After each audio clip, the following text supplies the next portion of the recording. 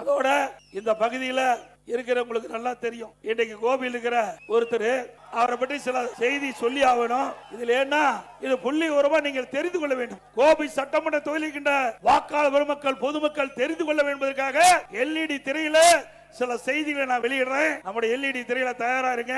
முதல்ல அத்திக்கட அவனாசி திட்டத்திற்கு எல்லா பல்வேறு கட்சி சேர்ந்தவர்கள் எல்லாம் நிகழ்ச்சியில பங்கு பெற்றாங்க. ஆனா இந்த தொகுதி MLA அதுல பங்கு பெறல. அந்த காட்சியை LED திரையில பாருங்க.